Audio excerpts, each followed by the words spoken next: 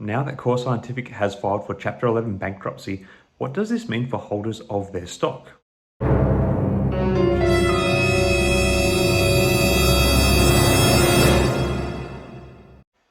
Hi again everyone, I hope you're all doing really well. Following on from my video yesterday where I talked about the fact that crypto mining operation CORZ Scientific, which trades under the ticker symbol CORZ or CORZ, had just filed for Chapter 11 bankruptcy, I have been asked to do a video on what the ramifications will be for holders of the common stock of CORZ, obviously because those holding the stock or those jumping in on what they might think is a bargain play want to know if there is any future for their investment. So here is that video. Anyway, the short answer to this question is that it is too early to say what is to become of the regular CORZ stock. The reason being that Chapter 11 bankruptcy is a provision to allow businesses to restructure their finances as a means of preserving and in the future continuing their operations.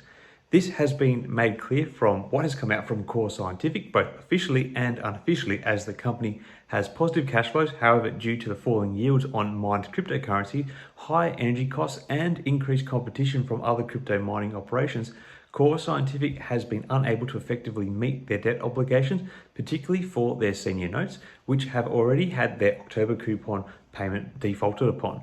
When it comes to the restructuring of the company's finances, the primary thing we need to look at with CORZ stock is the levels of debt they are holding. With over $1 billion in debt and a net asset value of $78 million, it does leave the company in somewhat of a bind. What is likely to happen is that note holders will be offered the opportunity to convert their notes into common stock or potentially even a class of preference shares. Any such move by the company will obviously have a severe dilution effect for existing common stock. The potential option to exchange to common stock or preference shares might be the better choice for bondholders, as the company does have a positive cash flow and currently has a tangible book value or net asset value of about 20 cents per share. When you consider that these debt instruments will now be categorized as junk bonds or junk notes by investment class, the investment value of the debt instruments would be severely discounted in terms of market value, meaning the face value will likely not be achieved if note holders try to sell it on the open market. However, if note holders decide to hold onto their debt instruments, it means their securities would be given payout preferences over stocks if CORZ Scientific was to go into complete liquidation down the track, in the event that it is unable to recover from its current dire financial situation, that is. So not converting might be a preferable option for debt holders who see this as a real possibility. However, with only $78 million in net assets and $1 billion in debt, you're literally getting 7 cents on the dollar back if liquidation was to occur. The other potential move that may come from this, and this is not exclusive to the debt restructuring options just mentioned, other than perhaps the preference share option that is that CORZ Scientific may reissue stock. The aim of this would be to accommodate for a large amount of debt instruments being converted into common stock. While I can't say this for a fact, but I would expect that the new stock would be skewed towards the face value of the notes. This could mean there is likely a reduction in the number of existing common stock to get the balance right and meet NASDAQ listing criteria of a stock value staying above $1 per share.